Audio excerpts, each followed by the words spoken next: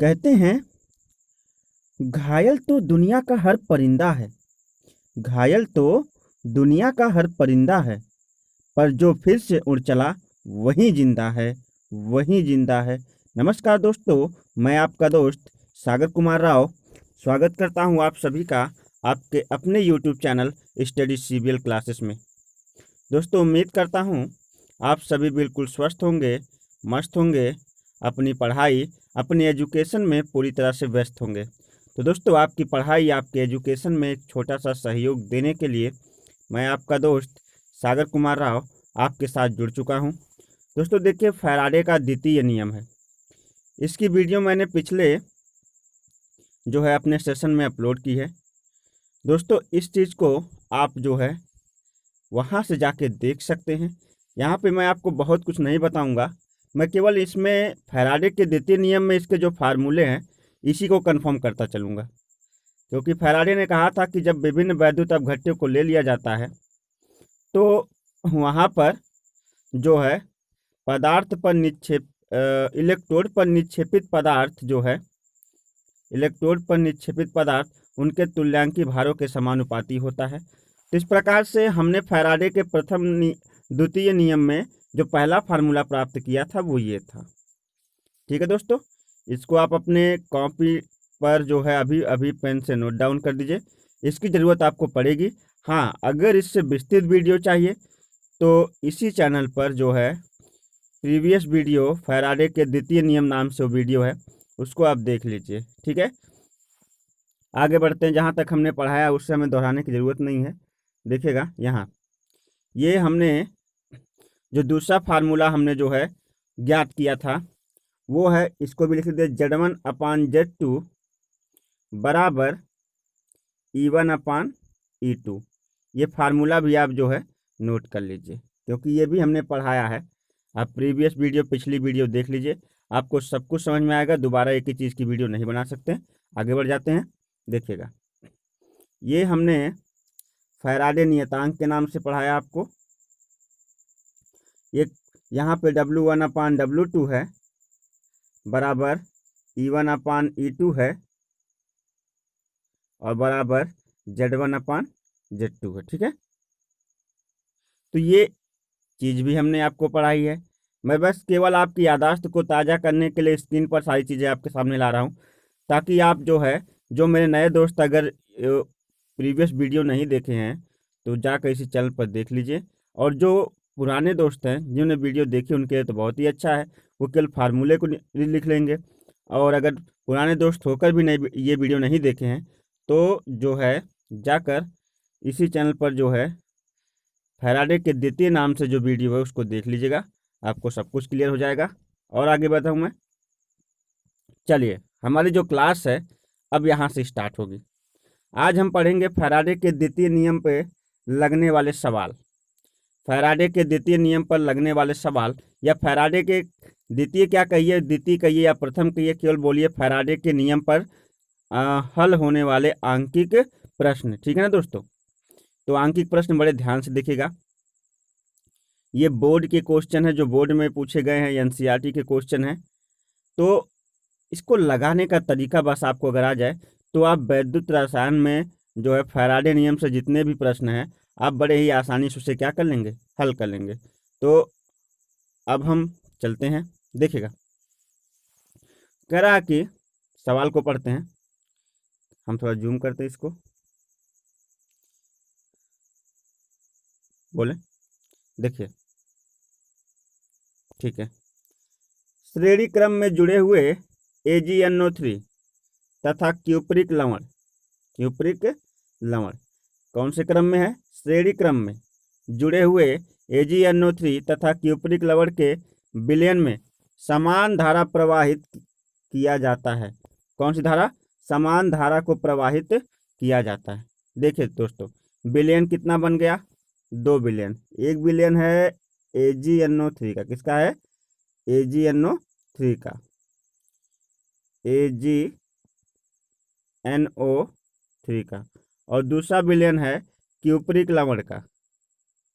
तो अगर आपने फैराडे का द्वितीय नियम का वीडियो देखा है तो आपको पता है कि विभिन्न वैद्युत अपघट्य हम बोले थे उसमें, मतलब हम जो है कम से कम 2 वैद्युत अपघट्य बना रहे थे और दोनों पे समान धारा प्रवाहित कर रहे थे और उनके इलेक्ट्रोडों पे जो पदार्थ निक्षेपित हो रहे थे वो जो है उनके इलेक्ट्रोडों पर निक्षेपित पदार्थ जो उनके तुल्यांकी भारों के क्या थे, समानुपाती थे। वो अलग बात है, लेकिन यहाँ पे कह रहा कि श्रेणी क्रम में जुड़े हुए AgNO3 तथा क्यूप्रिक लवण विलयन में समान धारा प्रवाहित की जाती है। तो देखिए दो विलयन बन चुका है, एक AgNO3 का, एक जो है क्यूप्रिक लवण, किसका, Cu लवण का, Cu लवण का विलयन है, और एक जो है किसका है, AgNO3 और क्यूप्रिक लवण दोनों का समान विलयन हमने तैयार किया और दोनों में जो समान धारा प्रवाहित करे, कितनी धारा, समान धारा, कुछ भी धारा का मान हो सकता है, वो अलग बात है, सवाल में नहीं दिया अभी। चलिए, समान धारा प्रवाहित किया जाता है।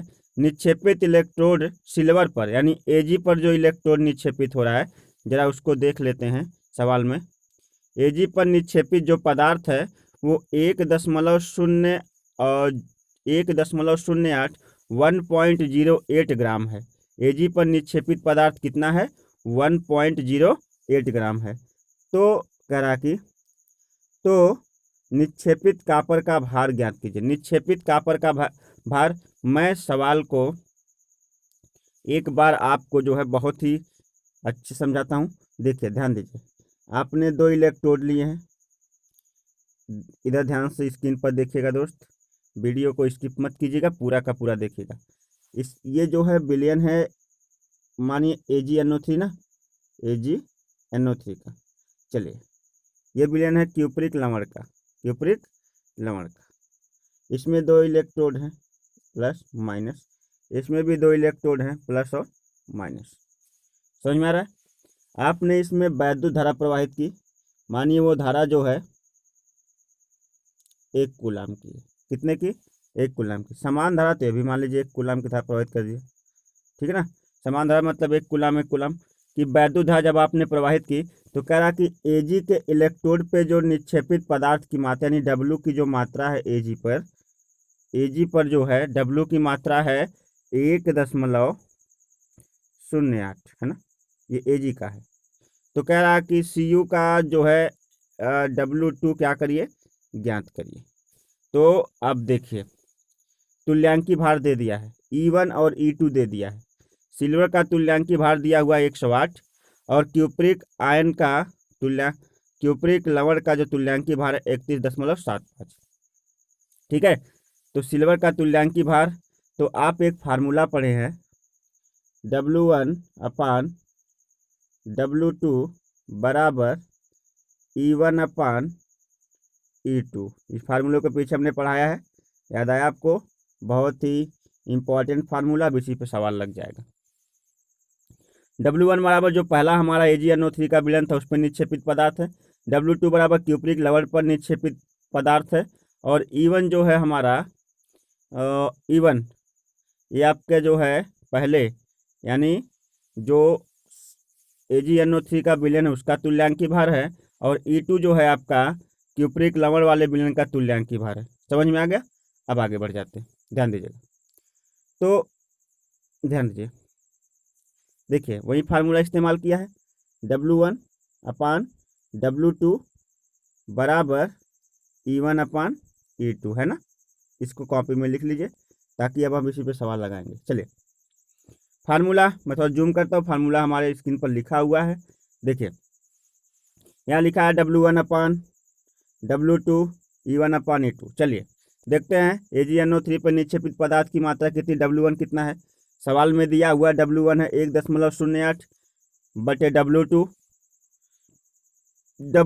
ही हमें ज्ञात करना। क्यूप्रिक लवण पर निक्षेपित पदार्थ की मात्रा ज्ञात कीजिए, तो W2 हमें क्या करना है, ज्ञात करना। ठीक है दोस्त। अब चलिए, ये हो गया आपका, देखिए यहाँ पे W1 बराबर E1 होगा, तो E1 का जो तुल्यांकी भार, यानी AgNO3 का तुल्यांकी भार है 108 और E2 का तुल्यांकी भार है 31.75। तो आपको समझ, अब आप तिर्यक गुणा यहाँ से कर दीजिए, ऐसे तिर्यक गुणा कर दीजिए आप, ठीक है। ध्यान दीजिएगा, अब आपको क्या करना, तिर्यक गुणा कर देना है। तो तिर्यक गुणा करेंगे तो, सॉरी दोस्त, थोड़ा सा सेटिंग्स में प्रॉब्लम है, 1 सेकेंड। चलिए हम आगे फिर से, आपको क्या करना है, तिर्यक गुणा करना है। तिर्यक गुणा करने के बाद देखिए यहाँ से आपने तिर्यक गुणा किया है, तो देखिए यहाँ से होगा 1.08 और 31.75। जब तिर्यक गुणा करेंगे तो 1.08 31.75 गुणे। अब आप बट्टे लगाएंगे, तो बट्टे लगाने के बाद 108 आप लिख देंगे नीचे, क्योंकि W2 बराबर आप निकाले तो 108 लेंगे। अब आप कहेंगे 100 कहाँ से आ गया, तो 100 कुछ नहीं, 100 का गुणा नीचे भी होगा और 100 का गुणा ऊपर भी होगा। जब नीचे होगा तो अभी इसको ऐसे ही कर रहने देते हैं, और ये जो आपका 108 हो जाएगा। 108 से 108 पहले कैंसिल कर दीजिए, तो जो आपने 100 का गुणा किया था अब वो भाग में बदल जाएगा ना, यहाँ नीचे भाग में है, तो 31.75 है। जब इसमें भाग देंगे आप 100 से, तो ये आपका आ जाएगा 0.3175, और यही जो है W2 पर निक्षेपित पदार्थ की मात्रा है। ठीक है, एक बार और समझते हैं। देखिए W1/W2 बराबर E1/E2। E1 मतलब होता है तुल्यांकी भार, ये जो है AgNO3 का तुल्यांकी भार है, और ये किसका तुल्यांकी भार है, ये क्यूप्रिक लवण का तुल्यांकी भार है। अब W2 बराबर आपका, आपने तिर्यक गुणा कर दिया, तो गुणा करने के बाद 1.08 गुणे जो है 31.75, जो तुल्यांकी भार है किसका, तुल्यांकी भार है Cu का ही। अब बटे आपने देखिए लिखा है यहाँ पर 108, ये जो तुल्यांकी भार किसका है, ये तुल्यांकी भार आपका है AgNO3 का, ठीक है ना, गुणे 100। अब आप जो है क्या करेंगे, 108 ऊपर नीचे जो है 100 से गुणा करके दशमलव हटाएंगे, और 108 से जो 108 काट देंगे, और फिर 100 से 31.75 में आप भाग दे देंगे, तो आपका जवाब यहाँ पे निकल कर आ जाएगा। ठीक है दोस्तों, उम्मीद करता हूँ पहला क्वेश्चन आपको बहुत ही बेहतर समझ में आया होगा। अब हम चलते हैं दूसरे प्रश्न की तरफ, देखिएगा ध्यान से। और दूसरा प्रश्न है ये आपके स्क्रीन पर, कॉपर सल्फेट CuSO4 को 2 एम्पियर की धारा से 450 सेकंड तक विद्युत प्रवाहित की जाती है। CuSO4 है, उस पर 2 एम्पियर की धारा 450 सेकंड तक क्या की जाती है, प्रवाहित की जाती है। विद्युत अपघटित किया गया है ना, इतनी धारा प्रवाहित करके क्या किया गया, विद्युत अपघटित किया गया। अगर मैं बोलने से आप प्रश्न नहीं लिख पाते हैं, अगर आप प्रश्न को नोट करना चाहते हैं, तो स्क्रीन को पॉज करके आप प्रश्न को नोट कर लीजिए, या आप स्क्रीनशॉट ले लीजिए। जैसे स्क्रीनशॉट कॉपी में लिख लेंगे तो और भी बेहतर है आपके लिए। ठीक है, कॉपर सल्फेट CuS, और ये सारे क्वेश्चन जो है बोर्ड में पूछे गए हैं, कई साल पूछे गए, इसलिए मैंने इन क्वेश्चनों को केवल सॉल्व किया है। कॉपर सल्फेट CuSO4 को 2 एम्पियर की धारा से 450 सेकंड तक विद्युत अपघटित किया गया। इलेक्ट्रोड पर निक्षेपित Cu के द्रव्यमान की गणना कीजिए। कॉपर के द्रव्यमान की गणना, इलेक्ट्रोड पर निक्षेपित का मतलब अब की बार देखिए 2 अलग अलग इलेक्ट्रोड नहीं है दोस्त, यानी 2 अलग अलग वैद्युत अपघटनी विलयन है, केवल कॉपर सल्फेट का ही विलयन है। यानी एक ही जो है हमारा इलेक्ट्रोड है, एक ही संयंत्र है, ये जो है कॉपर सल्फेट का, जिसमें हम 2 एम्पियर की धारा का मान भी दिया है, 2 एम्पियर की धारा जो है 450 सेकंड, समय भी दे दिया है T, तो 450 सेकंड तक क्या किया गया है, प्रवाहित किया गया है। का निक्षेपित Cu का द्रव्यमान की गणना करिए, निक्षेपित Cu के द्रव्यमान की क्या करिए, गणना कीजिए। तो चलिए एक बार एक जान लेते हैं, पहले तो Cu का तुल्यांकी भार। Cu का तुल्यांकी भार, पहले तो तुल्यांकी भार बराबर क्या होता है, एक फार्मूला मैं आपको बता दूं, बहुत ही स्पेशल है, इसको कहीं नोट कर लीजिए, बहुत ही स्ट्रिक्टली नोट करेंगे। देखिए यहाँ पे लिखा है Cu बराबर 63, ये जो 63 लिया है ये परमाणु भार है, क्या है, कॉपर का परमाणु भार 63, कॉपर का परमाणु भार 63 दे दिया है ना। एटॉमिक नंबर कितना दिया हुआ है, एटॉमिक वेट 63 दे दिया हुआ है। अब चलिए चलते हैं, कॉपर विलयन को यदि हम जो है कोई वैद्युत अपघटनी विलयन बनाते हैं, तो ये बनता है Cu++ और SO4- ना, यानी Cu2 पॉजिटिव और SO4 नेगेटिव, ऐसे टूट जाता है विलयन में। ये केवल समझाने के लिए आपको बताया गया। मैंने क्या बताया फार्मूला, मैंने बताया कि वहाँ पर देखिए फार्मूला तो नहीं, पहले मैंने क्या बताया, परमाणु भार बताया। तो चलिए तुल्यांकी भार दिया नहीं, तुल्यांकी भार आप निकाल सकते हैं। तुल्यांकी भार ई बराबर होता है, तुल्यांकी भार ई बराबर होता है परमाणु भार बट्टे 2, क्या, एटॉमिक वेट बट्टे 2। चलिए इसमें हम लगाएंगे, लिख लीजिए तुल्यांकी भार ई बराबर, फार्मूला मैं बोल रहा हूँ, तुल्यांकी भार ई बराबर परमाणु भार बट्टे 2, परमाणु भार बट्टे 2। तो परमाणु भार बट्टे 2, परमाणु भार देखिए यहाँ पे लिखा 63, तो 63 बट्टे क्या कर देंगे 2। अभी हम इसको काटेंगे नहीं दोस्त, ऐसे अभी छोड़ेंगे, 63 बट्टे 2 को काटना नहीं है, इस बात को याद रखिएगा, ऐसे ही रहने दीजिए। चलिए अब सवाल में चलते हैं। धारा कितना दिया हुआ है, धारा का मान दे दिया हुआ है 450, 2 एम्पियर की धारा है, 450 सेकंड दिया हुआ है। तो धारा का मान देखिए यहाँ पे 2 एम्पियर है, समय कितना है 450 सेकंड का समय है। तो निक्षेपित पदार्थ की मात्रा ही आपसे क्या किया जा रहा है, पूछा जा रहा है। निक्षेपित पदार्थ की मात्रा ही आपसे पूछा जा रहा है। इलेक्ट्रोड एक ही है जिसपे 2 एम्पियर की धारा प्रवाहित की जा रही, कितने समय तक, 450 सेकंड तक, है ना। तो और हमने उसका तुल्यांकी भार जो ज्ञात किया वो 63/2 ज्ञात किया है। इस सवाल को आगे सॉल्व करने चलते हैं। तो देखिए यहाँ पे सवाल सॉल्व किया है। W बराबर आपका होता है फार्मूला ZIT, ये फैराडे के प्रथम नियम में हमने पढ़ाया था। फैराडे के प्रथम और द्वितीय दोनों की वीडियो जो है इस चैनल पर अपलोड है, दोनों आप जाके देख सकते हैं, ठीक है ना।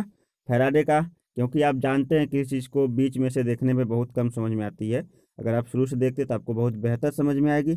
W बराबर Z गुणे I गुणे T, तो आप फैराडे का प्रथम और द्वितीय नियम का जो है वीडियो देख लीजिएगा, ठीक है दोस्त, क्योंकि आपके लिए बहुत बेहतर होगा। बोर्ड के विद्यार्थी तो इस चीज़ को बिल्कुल हल्के में नहीं लेंगे, उनको ये प्रश्न जो है अक्सर एग्जाम में देखने को मिल सकता है, इसलिए कहाँ से इसकी कड़ी शुरू हुई है, कहाँ से क्वेश्चन चला है, वहाँ से देखना आपको बहुत ज़रूरी है। चलिए W बराबर Z गुणे I गुणे T होता है, ये फार्मूला में होता है। और जहाँ E बराबर भी एक फार्मूला होता है, E बराबर W बराबर आपका होता है, W बराबर E अपान 96,500, एक नया फार्मूला, 96,000 नया तो नहीं है, फैराडे के प्रथम नियम में सब पढ़ाया गया है, लेकिन यहीं पर आपके लिए नया है इस सवाल के लिए।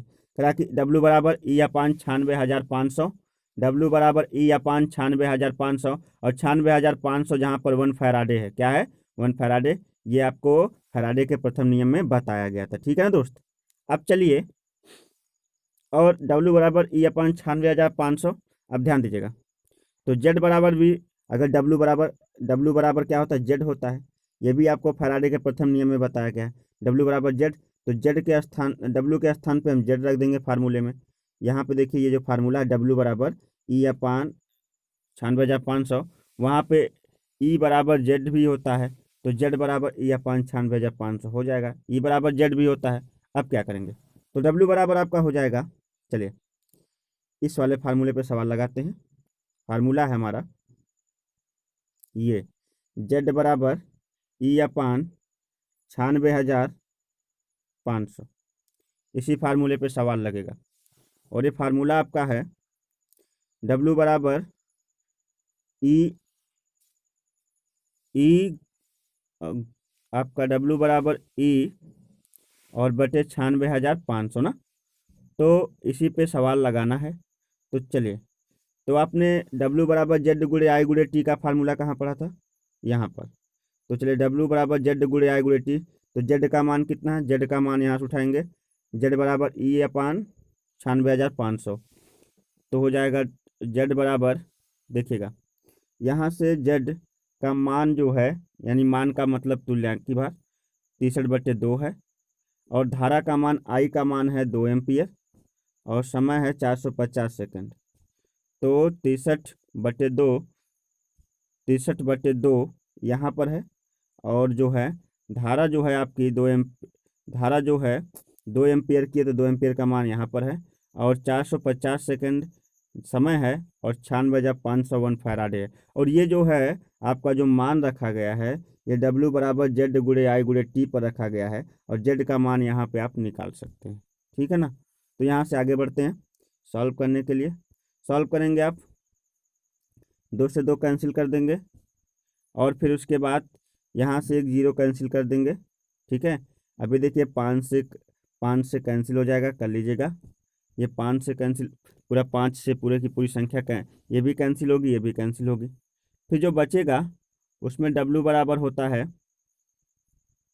यहाँ देखिएगा W बराबर आपका जो आंसर आएगा 0.293 GM। ये जो क्वेश्चन का आंसर है, ये आपका इतना आएगा 0.293 ग्राम।